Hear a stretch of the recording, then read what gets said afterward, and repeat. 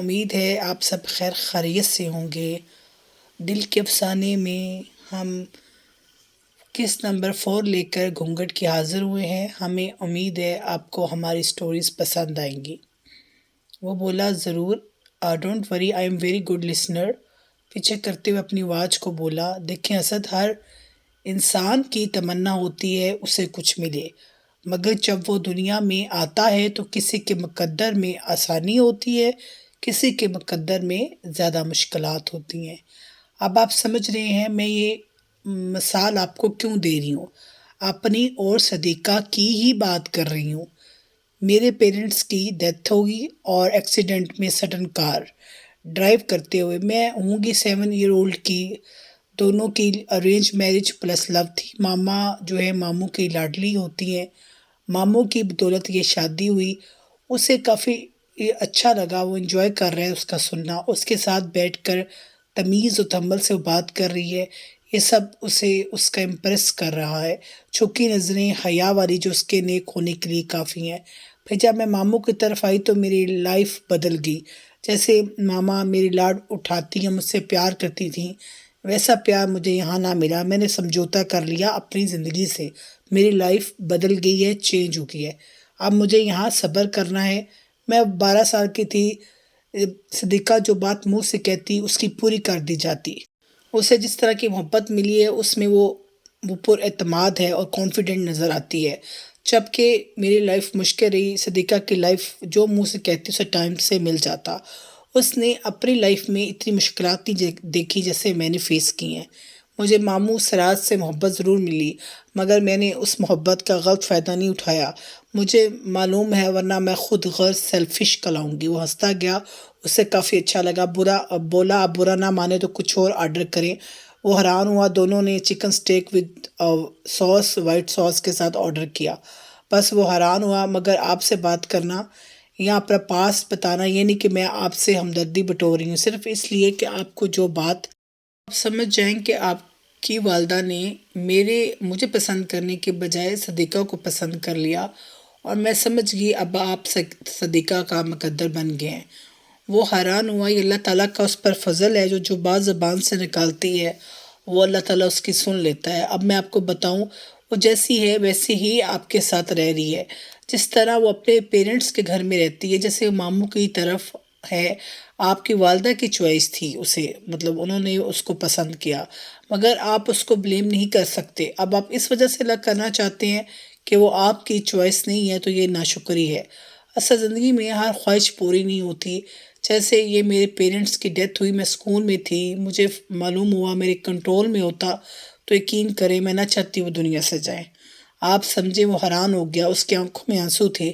میری زندگی میں تجربات ہے، صدیقہ کی زندگی آسان ہے، سمپل ہے، آپ اس کو بلیم نہیں کر سکتے۔ جیسے وہ ہے وہ ویسی ہی رہ رہی ہے۔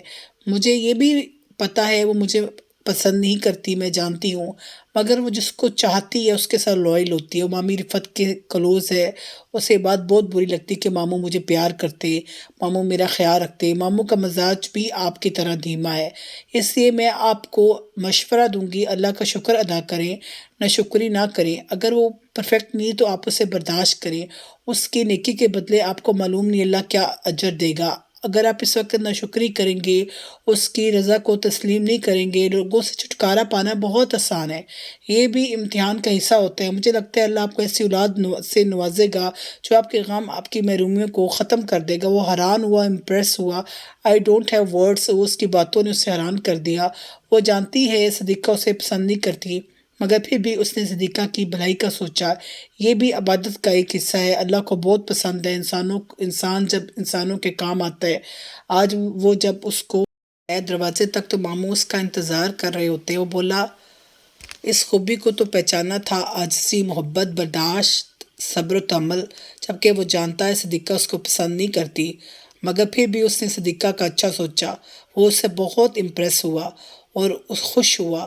ماموں کو دیکھ کر بولی، ماموں آپ بے فکر رہیں، وہ لینے آ جائیں گے۔ وہ حیران ہوئے، ان کی آنکھوں میں آنسو تھے۔ پلیز ماموں اب مجھے شرمندہ نہ کریں پلیز۔ اور عروسہ آج ماموں کی طرف رکی، اتنے کھانے بنانے لگی، کچن سے کافی خوشبو آ رہی ہے۔ صدیقہ بولی یہ زیادہ خرچے کرواتی ہے ماما اور بابا کا۔ خیر جب سے میں گئی ہوئی میڈم بن گئی ہے، وہ گیسٹ کے لیے کھانا بنا رہی ہوتی ہے، رفت مامی سے بولی کون آ رہا ہے؟ آ رہے ہیں کچھ لوگ، تم بھی تیار ہو چلو جی۔ میں کیوں تیار ہوں، کھانا بہت لذیذ بنایا، یہ یہ سب عروسہ نے خود بنایا۔ پائن ایپل پوڈنگ، ریشمی کباب، سیلڈ تھا، منچورین، چائنیز رائس، اور کام والی مامی نے کہا بھی کام والی بنا لے گی۔ اصل میں نئی کام والی کو اتنا اچھا نہیں آتا، پرانی بہتر تھی لیکن وہ چلی گئی۔ صدیقہ بولی مجھے معلوم نہیں اچھا بناتی یا نہیں، میں خود ہی بنا لوں گی۔ وہاں سے عفت آنٹی، فیملی، احمد لوگ بھی آئے، ٹیبل پر کھانا لگایا گیا، بیل بجی تو معلوم ہوا اسد آیا۔ صدیقہ کو لینے سب خوش ہوئے۔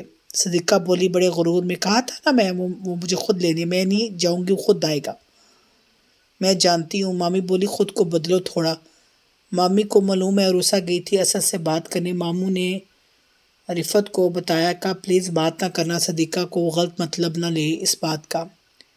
غلط کیوں لینا ہے، اسے شکر ادا کرنا چاہیے، سب اس کا سوچتے ہیں مگر وہ ایسا نہیں سوچتی۔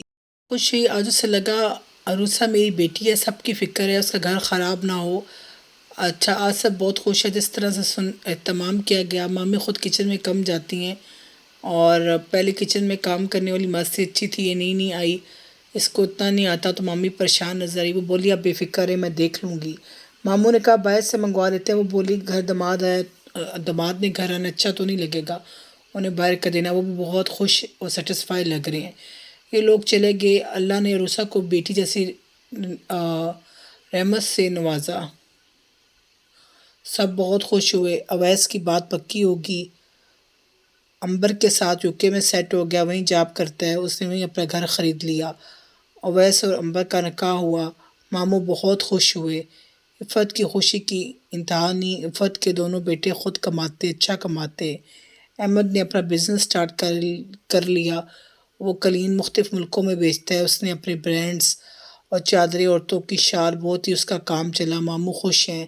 گڑیا کی بات پکی ہوگی، اللہ نے بیٹے سے نوازا اسد کو، اور حوریہ جو ہے وہ سب کی لاڈلی ہے، اور حارث اسد کے بیٹے کا نام ہے۔ پھر اللہ نے 2 جڑواں بیٹوں سے نوازا عروسہ کو، فیملی مکمل ہوئی، بچے بڑے ہو گئے۔